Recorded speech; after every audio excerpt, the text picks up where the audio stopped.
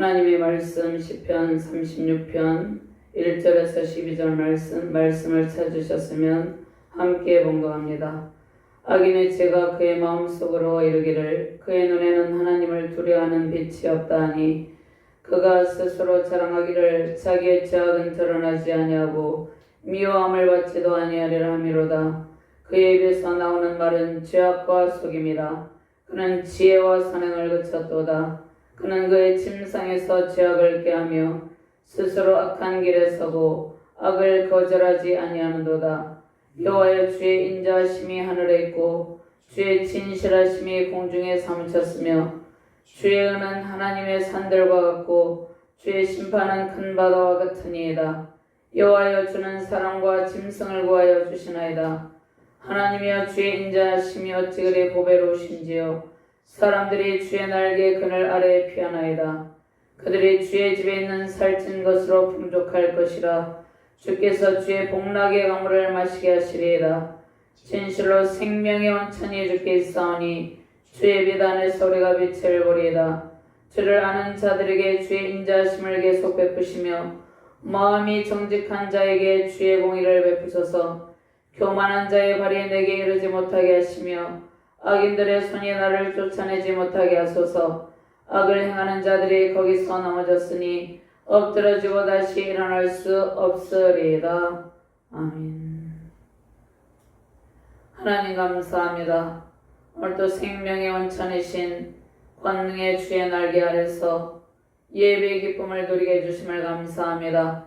부족한 종의 주의 말씀을 대언할 때 성령의 권능, 말씀의 권능, 주의 충만한 은혜의 권능으로 주의 말씀을 바르게 전할 수 있도록 은혜를 내려 주시옵소서.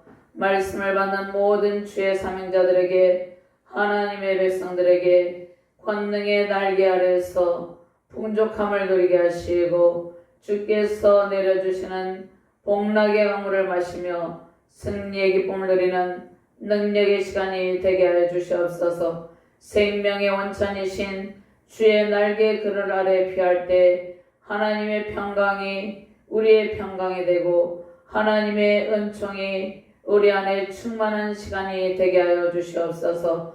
감사드리며 주 예수 그리스도의 이름으로 기도드리옵나이다. 아멘. 할렐루야. 지난 한 주간 동안도 주께서 우리를 지켜주시고 주님의 영광의 은총 가운데 함께하여 주심을 감사합니다. 온 천지에 충만한 하나님의 영광의 빛이 우리를 비추이고 있습니다.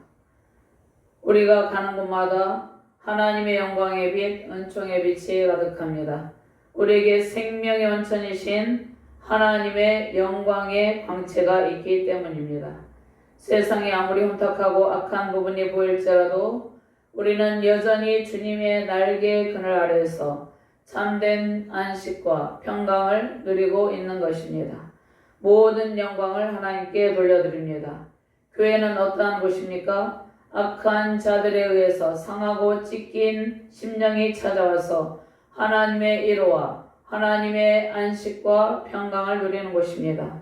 하나님의 부르심을 받고 예배하러 오는 모든 자들에게 생명의 원천이신 예수 그리스도의 사랑을 보여주는 곳이 교회입니다.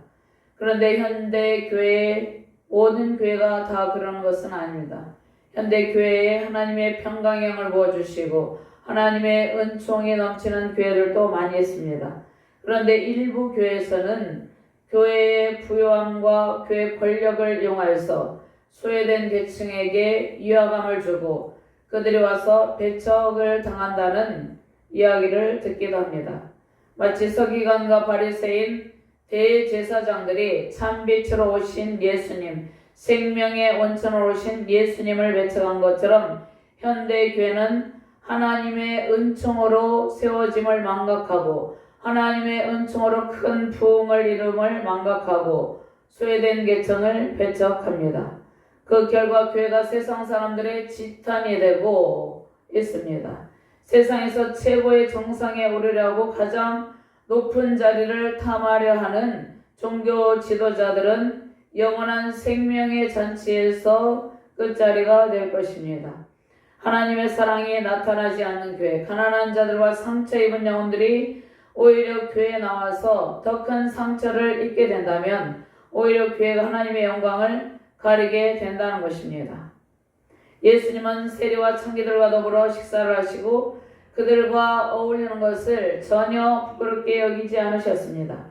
이 말씀은 예수님께서 그들과 함께 죄를 지으셨다는 뜻이 아니라 그들의 수치와 그들이 세상에서 당하는 소외감과 아픔을 공감하시고 치유와 회복의 은총을 세리와 창기들에게 베푸셨다는 말씀입니다. 예수님은 이 세상에 오셔서 가난하고 소외된 자, 남녀노소, 빈부귀천에 대한 차별을 두지 않으시고 구원의 은총, 사랑의 은총, 병고침과 회복의 은총을 모두에게 베푸셨습니다. 예수 그리스도께서 몸소 행하신 사랑은 예수께서 바로 생명의 원천이시기 때문에 가능했습니다. 자, 주님께서 우리에게 그 생명의 원천이신 생명의 빛을 비추고 계십니다. 그 생명의 원천이신 예수님께 나오는 모든 사람은 하나님께서 주시는 참된 자유와 평강을 누리는 것입니다. 그러나 악인들은 그러한 하나님의 은총을 가로막고 기득권을 내세웁니다. 하나님을 이용해서 종교적인 권력을 행사합니다. 그리고 종교적인 권력을 가지고 경제적인 부를 축적하죠.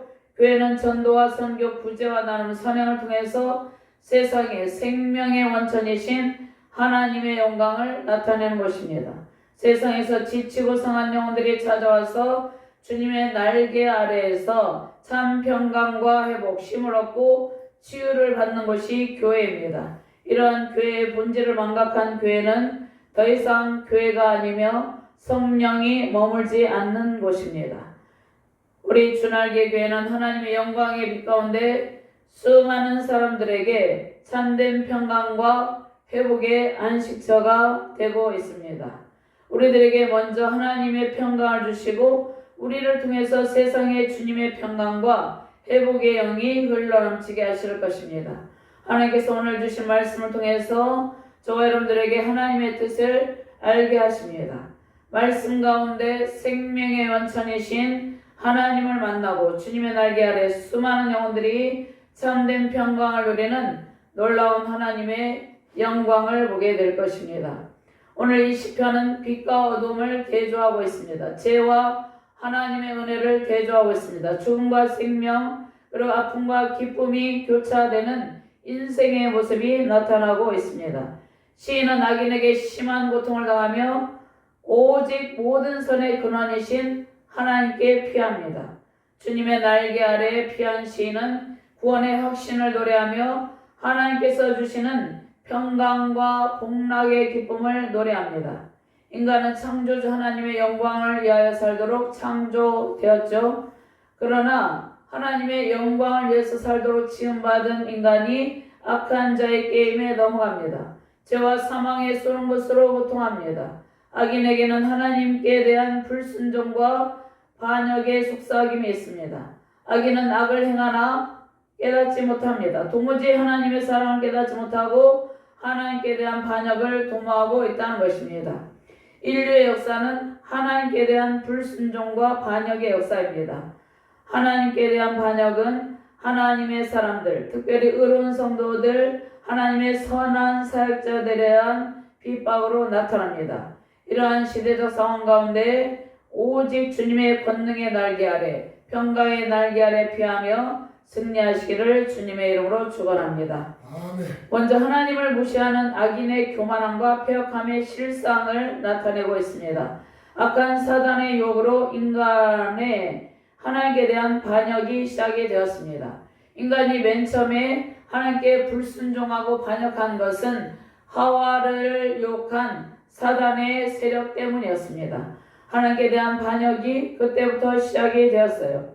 인간의 원죄 가운데 모든 인간에게는 원죄가 흐르고 있습니다. 태어나기 전부터 모태에서부터 다윗이 고백하기를 죄 중에서 모태에서 죄악 가운데 잉태했다고 고백하고 있습니다.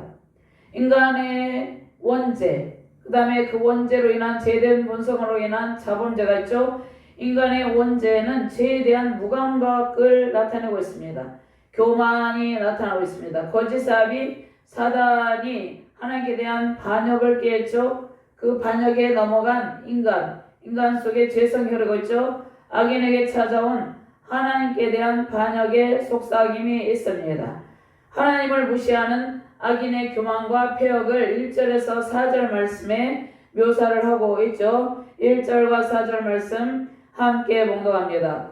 악인의 죄가 그의 마음속으로 이르기를 그의 눈에는 하나님을 두려워하는 빛이 없다 하니 그가 스스로 자랑하기를 자기의 죄악은 드러나지 아니하고 미워함을 받지도 아니하리라 함이로다. 그의 입에서 나오는 말은 죄악과 속임이라. 그는 지혜와 선행을 그쳤도다. 그는 그의 침상에서 죄악을 꾀하며 스스로 악한 길에 서고 악을 거절하지 아니하는도다. 시인은 악인의 악행을 묘사하면서 하나님의 인자하심을 찬양하며 악인을 벌하시고 선에 대해서 은총을 베풀어 달라고 간청합니다.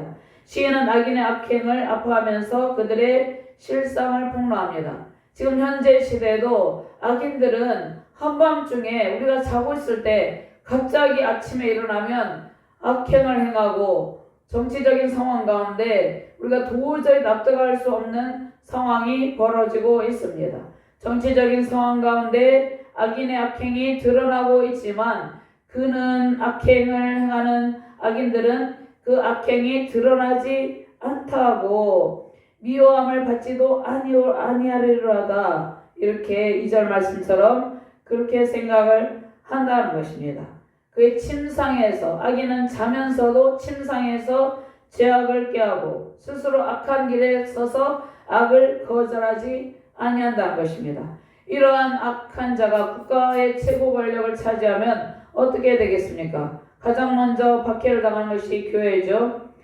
이러한 시대 가운데 우리는 오직 권능의 하나님의 날개 아래 피하면서 생명의 원천이신 주님께 이 모든 상황을 아뢰고 승리의 길로 인도하시는 권능의 주님의 능력의 손을 붙들고 힘차게 승리를 선포하며 신앙의 길을 걸어가야 하는 것입니다.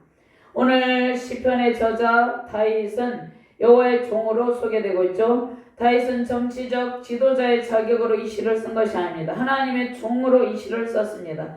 종을 나타내는 히브리어 에베드는 일하다, 더불어 봉사하다, 섬기다 라는 동사 아바드에서 유래했습니다. 종, 노예와 같은 주인을 위해서 일하는 비천한 신분의 사람을 가리키죠. 에베드가 하나님과 관련해 쓰일 때는 하나님의 사명을 받아서 하나님의 일을 하는 사역자를 가리킵니다. 비하의 표현이 아니라 명예로운 직분을 나타내고 있죠. 선지자 아모스는 아모스 3장 7절 말씀에 주 여호와께서는 자기의 비밀을 그 종 선지자들에게 보이지 아니하시고는 결코 행하심이 없으시리라. 욥기 4장 18절 말씀에 하나님은 그의 종이라도 그대로 믿지 아니하시며 그의 천사라도 미련하다 하시나니. 오늘 사역자를 가리키고 있는데 사역자는 하나님의 종 선지자들은 하나님께서 선지자라는 명예로운 직분을 주셨습니다. 그 이름을 주신 것이죠. 스가랴 3장 8절 말씀에 영원한 메시아를 가리키는 말씀이 있습니다. 대제사장 여호수아야 너와 내 앞에 앉은 내 동료들은 내 말을 들을 것이니라. 이들은 예프의 사람들이라. 내가 내 종 싹을 나게 하리라. 아멘. 내 종 싹은 장차 오실 예수 그리스도 영원한 메시아를 의미합니다. 다윗은 정치적 지도자라는 신분에 앞서서 이스라엘의 신정 왕국의 영적 지도자입니다. 다윗은 통일 이스라엘 왕국의 이때는 왕정 정치였어요. 사사시대의 신정 정치를 거부하고 백성들이 우리에게도 왕을 주소서 함으로 하나님께서 사무엘 선지자를 통해서 사울을 택하셔서 왕으로 삼았지만 사울은 하나님께 반역을 도모함으로 하나님께서 사울을 버리시고 사울들이 먼저 또 하나님 버리죠. 사울을 폐하시고 다윗을 세웠었습니다. 그때는 다윗이 이 통일 이스라엘 왕국의 두 번째 왕으로 통일 이스라엘 왕국은 왕정 정치였지만 다윗은 하나님의 통치권 아래서 신정 정치를 했다는 것이죠. 저 신정왕국의 영적 지도자인 것을 다윗이 자각했다는 것이에요. 하나님의 택한 백성들을 자신이 왕권을 가지고 있지만 하나님의 영원하신 전능하신 왕, 하나님의 통치 권한 아래에서 하나님의 온전한 통치에 순복하면서 하나님께서 택하신 백성들을 바르게 인도하기 위해서 종의 신분을 강조합니다. 다윗이 하나님의 백성들에게 바른 삶을 살아갈 것을 제시하는 지혜시죠. 다윗은 하나님을 대적하는 악인들의 길을 떠난 의인의 길을 걷는 신앙의 고백과 함께 악인과 의인을 구별해달라고 간구하고 있습니다. 악인과 의인의 삶을 대조하면서 하나님의 백성들에게 의인의 삶을 살기를 권면하는 37편과 오늘 36편이 연결이 되죠. 악인의 죄는 근본적으로 하나님의 권위에 도전합니다. 그러니까 악인들이 이 세상의 권력에도 어떤 질서가 있는데 그 질서를 거슬러서 반역을 깨한다는 것입니다. 악인들은 근본적으로 하나님의 영적 권위에 도전하면서 하나님의 주권을 인정하지 않는 반역죄를 저지릅니다. 시인은 악인의 반역죄의 궁극적인 뿌리가 무엇인지 고발하는데 그것은 창조주시며 심판자이신 하나님을 전혀 두려워하지 않는 것입니다. 악인의 죄는 하나님께 대한 경외함이 없는 것입니다. 악인은 하나님의 심판과 죄에 대한 형벌을 두려워하지 않고 억제하고 멀리하고자 하는 마음을 완전히 상실했습니다. 악인에게는 하나님을 두려워하는 빛이 없습니다. 악인들은 하나님을 두려워하지 않으므로 그들이 악을 행하는데 주저함이 없습니다. 우리 국민들이 생각할 때 악인이 악행을 할 때 도저히 납득되지 않는 일들을 행하고 있죠. 그런데 그들은 악에 속했기 때문에 악을 행하는데 전혀 주저함이 없다는 것이에요. 시편 1편 1절 2절 말씀에 복 있는 사람은 악인들의 길을 따르지 아니하며 죄인들의 길에 서지 아니하며 오만한 자들의 자리에 앉지 아니하고 2절 말씀 오직 여호와의 율법을 즐거워하여 그의 율법을 주야로 묵상하는도다. 악인들의 모든 계획과 행실은 하나님 앞에 불경건하며 무익합니다. 그들은 언제나 악을 생각하며 악한 꾀를 도모한다는 말씀이죠. 의인은 하나님의 일을 생각하며 잠들기 전에도 하나님의 선한 일을 무엇을 하여서 하나님을 기쁘게 할까? 하나님의 선한 사역을 생각합니다. 하나님께 어떻게 헌신할까? 하나님의 선한 일들을 생각하면서 잠이 듭니다. 세상에서 많은 악한 일들이 일어나고 있습니다. 하나님을 거역하는 반성경적인 가치관, 반국가적인 세력이 있죠. 반성경적인 세속적인 가치관, 세속적인 문화들이 우리를 공격하고 있습니다. 악인은 사악한 문화를 만들어냅니다. 그리고 차별금지법 같은 악한 법을 통과시키려 하고 있고 그러한 악법들을 만들어냅니다. 악인들은 온갖 유해한 환경을 통해서 청소년들이 정상적인 궤도에서 완전히 이탈하게 합니다. 어린아이들이 무분별한 사단의 해로운 문화 속에서 혼돈을 일으키도록 악한 유해 문화를 통해서 그들을 유혹합니다. 영화나 문화, 예술, 인터넷을 통해서 동성애 가치관, 이러한 사악한 사상을 유포합니다. 해로운 게임이나 사이트를 만들어서 그곳에 심취하도록 합니다. 온갖 악한 댓글로 사람을 공경에 빠뜨리기도 합니다. 이 모든 것이 하나님께 대한 반역이며 대적입니다. 온갖 우상숭배 문화를 만듭니다. 동성애 축제를 통해서 어둡고 음란한 문화를 세상에 퍼뜨립니다. 종교다원주의를 통해서 하나님을 대적하는 반성경적인 가치관을 가진 종교와 연합이라는 거짓된 평화를 통해서 성경 말씀, 진리를 왜곡합니다. 잘못된 종말론적인 사상을 가지고 많은 연약한 성도들을 미혹합니다. 이단 사상을 통해서 성도들을 미혹하는 시대입니다. 그러나 하나님의 사람은 항상 하나님의 선한 일들을 통해서 세상의 변화를 추구합니다. 세상의 악과 맞서 대항하며 하나님의 선한 사역에 힘쓰는 것입니다. 하나님 나라 문화를 이 땅에 실현하고자 생명을 바쳐서 힘씁니다. 특별히 선교사님들은 선교지에 가서 그쪽에 있는 우상숭배 문화 가운데 하나님을 사랑하고 하나님 나라 가치관을 심어주기 위해서 선한 사역에 힘을 씁니다. 선교사에게 생명을 걸고 이 땅 가운데 하나님 나라 문화를 열방 가운데 실현하고자 힘씁니다. 가난하고 쇠된 계층을 찾아가서 위로를 하고 격려를 합니다. 또 사랑의 집 지키를 하기도 하죠. 세상에서 선한 하나님의 사역자들은 하나님의 사랑을 실천하고 있습니다. 캄보디아에서 사역하시는 어떤 선교사님은 가난하고 열악한 환경 속에 있는 그들에게 복음을 전파하고 집을 지어주기도 합니다. 또 아프리카에 많은 선교사님들이 가서 우물을 파주기도 하죠. 그들이 하나님의 사랑과 평강을 누릴 수 있도록 몸소 헌신함으로 하나님의 사랑을 알지 못하는 사람들에게 하나님의 사랑을 많은 선교사님들이 실천하는 것입니다. 이러한 사랑을 실천하는 것은 이 땅 가운데 하나님을 대적하는 악한 세속적인 문화가 진멸되고 하나님 나라가 세워지게 하기 위해서 그렇게 헌신을 하는 것입니다. 우리도 하나님의 선한 사역자로 하나님 나라 확장을 위해서 생명을 다해서 헌신하는 능력의 사명자들이 되기를 주님의 이름으로 축원드립니다. 두 번째로 온 우주와 온 땅에 가득한 하나님의 인자하심을 노래합니다. 하나님을 온전히 의지하는 성도는 하나님의 특별하신 보호를 받습니다. 악인의 길을 떠난 의인이 하나님께 드리는 신앙의 고백이 5절에서 9절 말씀입니다. 자, 5절과 6절 말씀 같이 봉독합니다. 여호와여, 주의 인자하심이 하늘에 있고 주의 진실하심이 공중에 사무쳤으며 주의 은은 하나님의 산들과 같고 주의 심판은 큰 바다와 같으니이다. 여호와여, 주는 사람과 짐승을 구하여 주시나이다. 아멘. 7절과 8절 9절 말씀 같이 봉독합니다.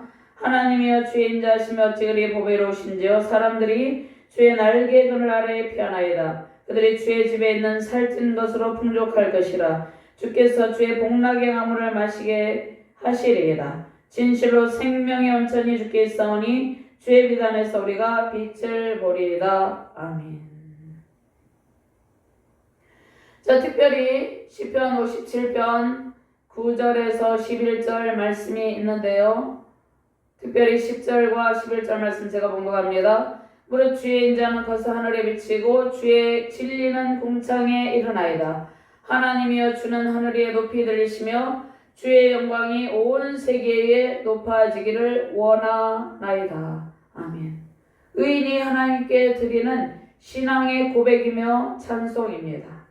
성전에 주님의 빛이 가득합니다. 7절에서 9절 말씀이죠. 악인과 의인의 대조적인 그러한 상황을 노래하고 있죠. 시인은 악인들의 사악함과 대조되는 헤세드의 하나님, 하나님의 인자하심을 노래합니다. 하나님의 성실하심을 찬양합니다. 하나님께서 하나님의 택하신 백성들을 부르셔서 그들에게 풍성한 헤세드의 사랑을 베푸십니다. 하나님께서 우리가 무엇을 잘해서 우리를 택한 것이 아닙니다. 하나님께서 우리를 사랑하셔서 일방적으로 하나님의 주권 가운데 우리를 부르셨습니다. 신실하신 하나님께서 우리에게 모든 것을 베푸시되 풍성하게 베푸십니다. 하나님의 무한하신 인자와 자비와 긍휼하심으로 삶의 모든 필요를 풍성하게 공급하여 주십니다. 우리의 생각을 완전히 하나님의 말씀에 내려놓을 때 하나님께서 우리를 통해서 하나님의 영광을 드러내십니다. 하나님의 인자와 사랑은 하늘에 미치고 넓은 우주 공간에 충만합니다. 우리가 그 사랑을 느끼지 못할 뿐이죠. 모든 문제를 우리보다 앞서 행하시며 해결해 주십니다. 우리가 느낄 때도 있지만 느끼지 못할 때가 많이 있습니다. 우리는 어린 양 대신 예수님만 믿고 따라가면 됩니다. 삶의 문제를 붙잡고 삶의 문제를 우리가 붙잡고 씨름하면 우리의 문제가 해결되지 않아요. 삶의 문제를 붙잡고 있지 말고 삶의 문제를 앞서 행하시는 하나님께 내려놓고 주님께서 행하심을 목도하시는 그러한 신실한 믿음을 가진 주의 사명자들 되기를 바랍니다. 주님께서 일하십니다. 주님께서 우리의 영육의 필요를 미리 하시고 때를 따라 공급하십니다. 영육의 갈증을 누가 채워주십니까? 주님이 채우십니다. 하나님의 인도와 보호하심에 우리를 완전히 의탁하는 것이 신앙입니다. 우리는 하나님의 기르시는 양이므로 하나님의 보호를 받게 되죠. 하나님의 은혜로우심과 인자와 사랑이 너무 커서 시인은 시편 57편에 온 우주의 하늘에 가득하다고 말씀합니다. 저와 여러분들을 한결같은 하나님의 사랑 안에서 보호하고 있습니다. 하나님을 온전히 신뢰하면 그 무엇이 두렵거나 불안할 이유가 없습니다. 담대하고 강한 심령으로 주님을 찬양하며 살아가시길 바랍니다. 온 우주 속에 충만하신 하나님의 사랑이 우리를 보호하고 인도하고 계십니다. 우리들에게 하나님의 전신갑주를 입히시고 하나님의 생명싸개 안에 안전하게 보호하여 주십니다. 사무엘상 25장 29절 말씀, 사람이 일어나서 내 주를 쫓아 내 주의 생명을 찾을지라도 내 주의 생명은 내 주의 하나님 여호와와 함께 생명싸개 속에 쌓였을 것이요 내 주의 원수들의 생명은 물매로 던지듯 여호와께서 그것을 던지시리다. 다윗은 하나님을 온전히 신뢰하고 하나님을 의지했습니다. 전능하신 하나님이 다윗의 환난 날의 피난처였습니다. 우리를 향하신 하나님의 사랑을 우리는 다 측량할 수 없죠. 하나님의 사랑을 온 우주를 품고 교회를 품고 하나님의 그 측량할 수 없는 사랑으로 하나님께서 그 사랑을 가지고 온 우주를 품고 교회를 품고 우리들을 안전하게 보호하시며 모든 필요를 풍성하게 채우십니다. 참된 안식과 평강을 쏟아부어 주시죠. 하나님의 공의는 산과 같이 크다고 말씀합니다. 그리고 위대하고 견고해서 변함이 없고 그것이 그들이 알고 있는 가장 크고 가장 장엄한 산과 같다고 고백을 합니다. 바다의 깊은 심연과 같은 하나님의 공의는 우리 인간의 제한된 지식으로 파악하기 어렵습니다. 하나님께서 그 공의로 다스리는 바다의 흐름은 그 누구도 훼손할 수 없죠. 하나님께서 공의로운 판단으로 우주 만물을 통치하고 계십니다. 악인은 하나님 앞에 악을 행하기에 두려움이 없어요. 악인은 자신들의 죄악이 드러나지도 않고 미워함을 받지도 않을 것이라고 착각을 합니다. 그러나 노아 홍수 때에 큰 기쁨의 샘들이 터져서 악인들을 완전히 휩쓸어 버린 것처럼 하나님의 공의로운 판단을 무시하며 악을 도모하는 자들은 고통에서 결코 벗어나지 못한다는 것입니다. 6절 말씀, 주의 은은 하나님의 산들과 같고 주의 심판은 큰 바다와 같으니이다. 여호와의 주는 사랑과 짐승을 구하여 주시나이다.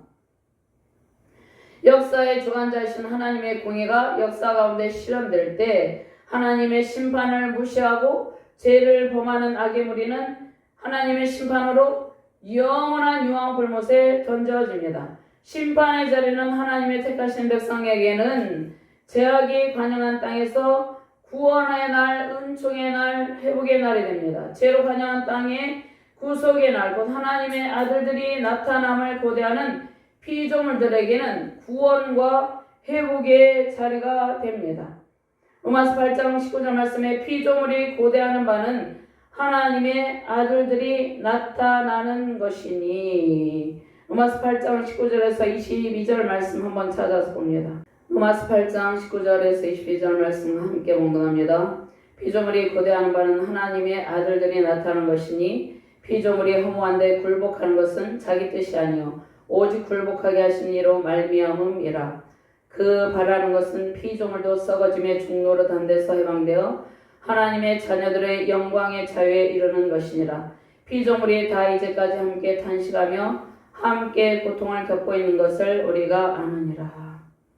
구원과 회복에 대해서 다윗은 주는 보호하시니이다.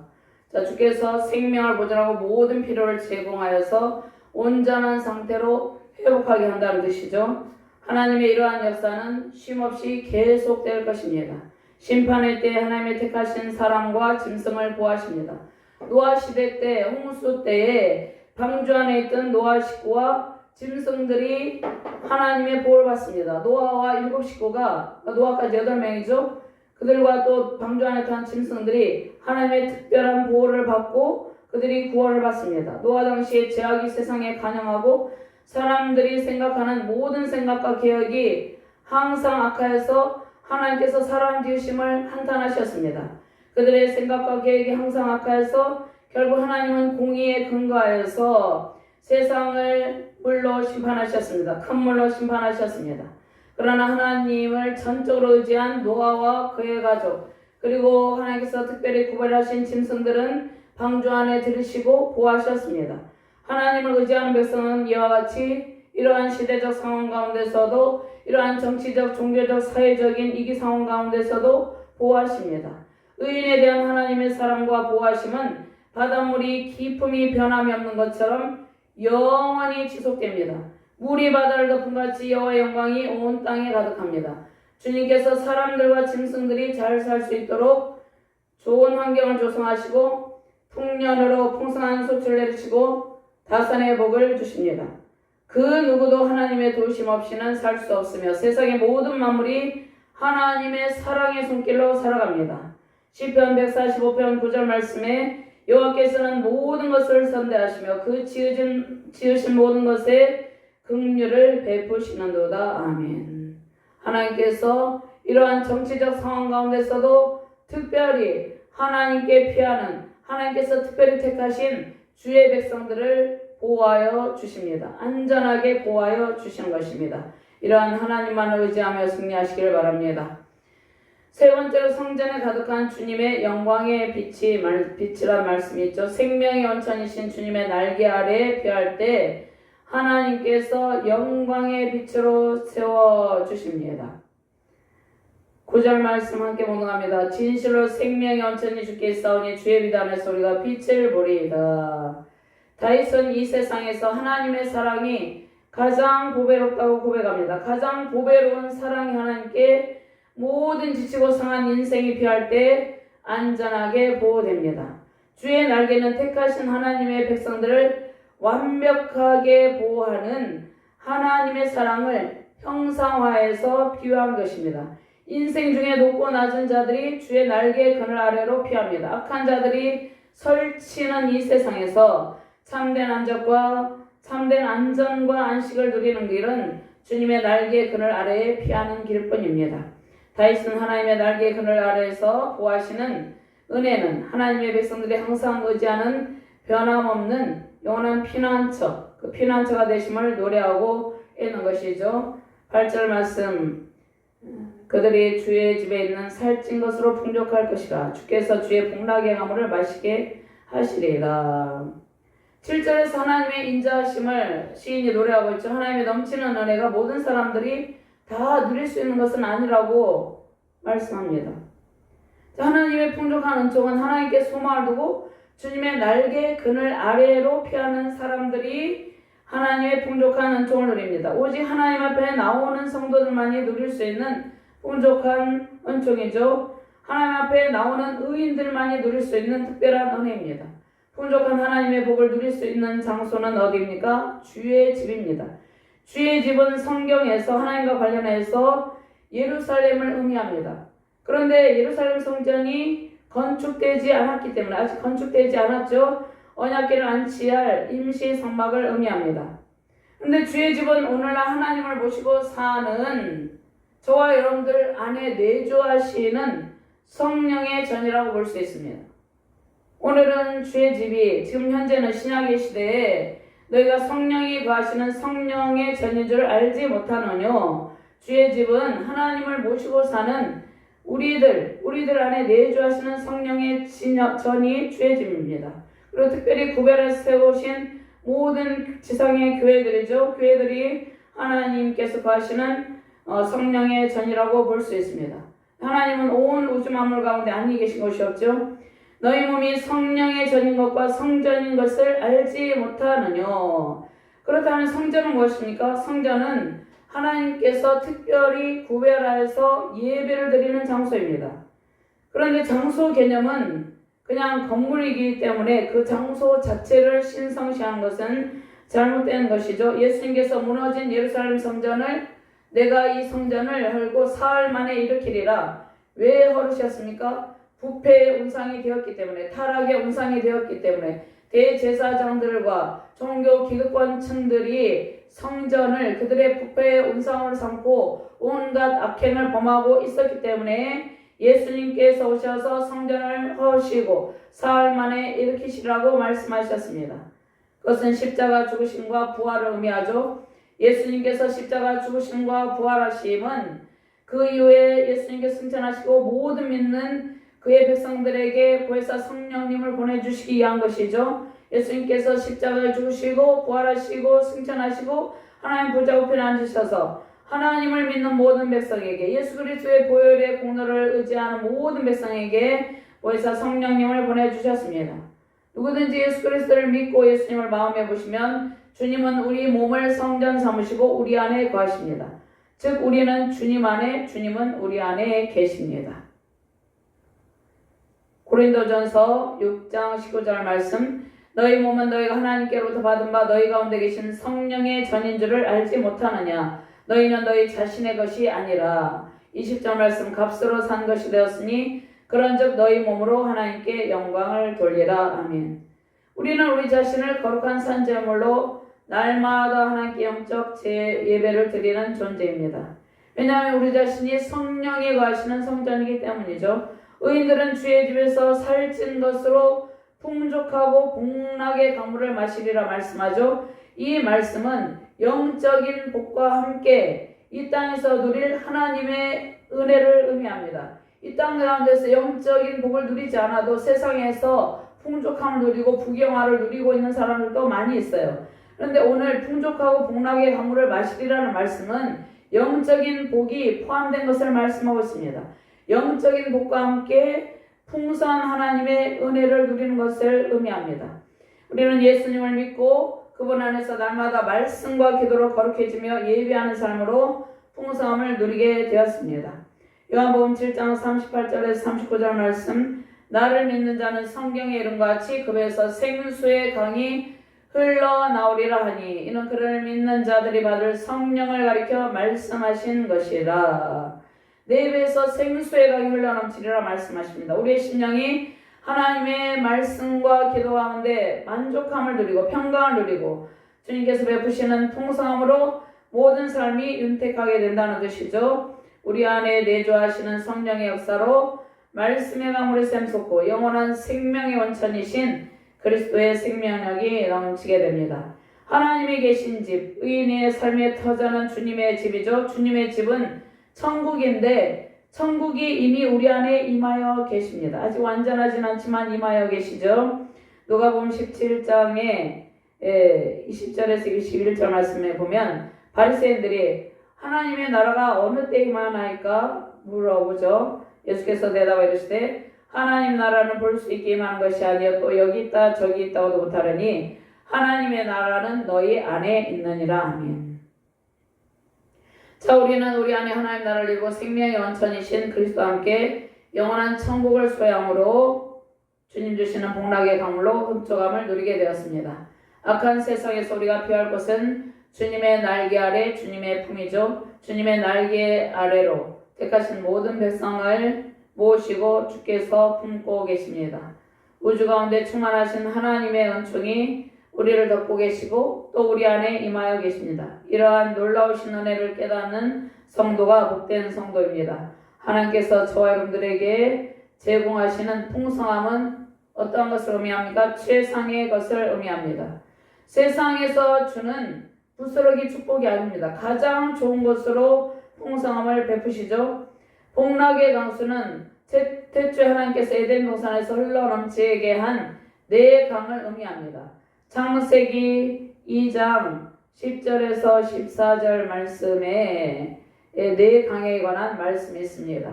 강이 에덴에서 흘러나와 동산을 적시고 거기서부터 갈라져 네 근원이 되었으니 첫째 이름은 비손이라 금이 있는 하일라 온 땅을 둘렀으며 그 땅의 금은 순금이요 그곳에 베들레헴과 호마로 됐으며 둘째 강의 이름은 기온이라 구스 온 땅을 둘렀고 넷째 강의 이름은 힛데가리라 아수르 동쪽으로 흘렀으며 넷째 강은 유브라 되더라. 에덴 동산에서 네 강이 발원하여서 흘러넘치던 물로 땅이 기름지면 풍성한 소산을 냈죠. 그러나 그 은총이 인간의 타락으로 말미암아 사라지게 되었어요. 그런데 생명의 원천이신 예수님께서 우리를 자녀 삼으시고 모든 은총을 다시 회복시켜 주셨어요. 생명의 원천, 영원한 생명의 근원, 복의 근원이신 주님의 날개 아래로 피하는 모든 심령은 하나님께서 공급하시는 최상의 풍족함으로 넘치는 복을 누리게 됩니다. 하나님을 신뢰하는 주의 백성을 의인이라고 말씀하죠. 의인에게는 하나님께서 베푸시는 가장 좋은 아름다운 복이 끊임없이 흘러넘치게 되는 것입니다. 의인이 누구입니까? 하나님을 의지하는 저와 여러분들이 의인입니다. 우리 안에 내주하시는 성령께서 이미 와 계시고 내주하시는 성령을 신뢰할 때, 성령을 의지할 때 세상의 풍족함에 넘치는 복을 누리게 되는 것이죠. 예수님을 왕으로 모시고 주님의 통치를 받으시길 바랍니다. 삶의 주인 되신 예수님을 신뢰하며 의지하는 모든 성도에게, 모든 사명자들에게 말씀의 능력이 임하시기를 주님의 이름으로 축원합니다. 자, 네 번째로 생명의 원천이신 말씀의 빛에 가는 성도의 삶에 관해서 말씀하고 있습니다. 말씀의 빛을 따라라고 말씀하고 있죠. 주님의 날개 아래 피하는 성도들이 주의 집에 살찐 것으로 풍족하고 복락의 강수를 마실 수 있는 이유가 무엇입니까? 생명의 원천이 주님께 속해 있고 주님의 광명 중에 우리가 광명을 보기 때문이죠. 인간의 생사와 복을 주관하시는 주님께서 우리에게 광명을 비추십니다. 광명에 해당하는 히브리어 오르는 주님이 주시는 구원으로 누리게 되는 빛된 삶을 의미합니다. 그러니까 주님께서 우리에게 광명을 비춰주시면 우리가 빛 가운데 거하며 빛된 삶을 살게 됩니다. 빛된 삶은 참빛 대신 예수 그리스도 안에 있는 영원한 생명의 삶이죠. 요한복음 8장 12절 말씀에 예수께서 또 말씀하시되 나는 세상의 빛이니 나를 따르는 자는 어둠에 다니지 아니하고 생명의 빛을 얻으리라. 아멘. 다윗은 하나님을 무시하는 악인의 교만함과 폐역함의 실상을 의인과 함께 대조하고 있습니다. 자, 온 우주와 온 땅에 가득한 하나님의 인자하심과 하나님을 온전히 의지하는 성도는, 악인들은 심판을 받지만 하나님을 온전히 의지하는 성도는 하나님의 특별하신 보호를 받는다고 말씀을 하고 있죠. 성전에 가득한 주님의 영광의 빛, 생명 원천이신 주님의 날개를 피할 때 하나님의 영광의 빛으로 채워주시는 것이죠. 자, 그러면 다윗은 이 시를 마무리하는 단계에서 의인과 악인 사이를 구별해 달라고 기도합니다. 종말론적인 관점에서 마지막 종말의 때에도 의인은 하나님 나라에, 악인은 영원한 형벌에 처해지게 되죠. 의인과 악인을 구별해 달라고 기도를 하는 것입니다. 그리고 직접 이 시를 통해서 대조하고 있습니다. 이 시는 다윗의 지혜시죠. 다윗은 악인의 삶과 의인의 삶에 대해서 대조하면서 의인의 삶의 결과와 악인의 삶의 결과에 대해서 이야기하고 있습니다. 다윗은 자신이 경험한 그 악인의 사악함, 다윗은 악인의 사악함을 많이 경험했죠. 사울의 사악함 때문에 생명의 위협을 당했죠. 그 다음에 압살롬과 아히도벨의 반역을 깨함으로 다윗이 생명의 위협을 당했죠. 그러한 사악한 자들의 교만과 폐역함 속에서 고통을 당했기 때문에 다윗은 자신이 직접 경험한 악인의 사악한 자의 교만함, 폐역함에 대해서 하나님의 속삭임 인자하심과 함께 이렇게 대조를 하면서 악인과 의인을 구별해 주실 것을 기도하고 있습니다. 다윗은 악인이 처해질 비참함과 하나님 안에 가는 성도의 복된 삶을 통해서 현대를 살아가는 우리들에게 의인의 길을 걸을 것을 제시하고 있습니다.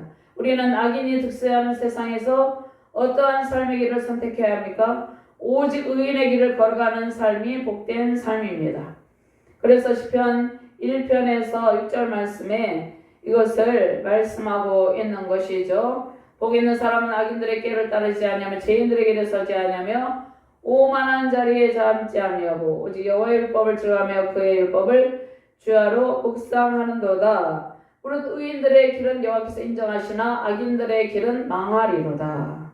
오늘 주시는 말씀은 저와 여러분들에게 의인의 복된 삶을 살아가라는 하나님의 간곡하신 말씀입니다. 악인의 길, 죄인의 길에 서지 아니하고 의인의 길을, 생명의 길을 선택하심으로 주님께서 주시는 평강과 풍족한 복락의 강으로 마시며 승리하시길 바랍니다. 주님의 날개 아래 피하는 길이 생명의 길이고 세상의 복을 누리는 길입니다. 주님의 날개 아래 피하는 생명의 길로 나아가서 가장 최상의 영적 육적 풍성함을 누리며 승리하시는 복된 가정과 자녀 교회 우리 자유대한민국 되기를 주님의 이름으로 축원합니다. 하나님 감사합니다. 악인들이 마치 득세하는 것처럼 날뛰고 있는 정치적 상황 가운데 있습니다. 이러한 상황 가운데서 하나님께서 우리에게 주의 사명자들에게 열방 가운데 세우신 모든 성도들에게 오직 하나님을 신뢰하고 의인의 길을 선택하라고 말씀하셨습니다. 의인의 길을 선택하는 하나님의 선한 사역자들에게 풍족한 복락의 강물을 마시게 하고 하나님께서 영원히 의인의 길을 인정하시고 영원한 생명의 복을 안겨주신다고 약속하셨습니다. 하나님께 피하는 길만이 살 길임을 우리가 깨닫고 이 마지막 시대적 상황 속에서도 오직 전능하신 하나님 그 권능의 주의 날개 아래로 피하며 승리의 복을 누리게 하여 주시옵소서. 세상의 복을 누리며 승리를 선포하는 복된 가정과 자녀 교회 되게 하여 주시옵소서. 감사드리며 주 예수 그리스도 이름으로 기도드리옵나이다. 아멘.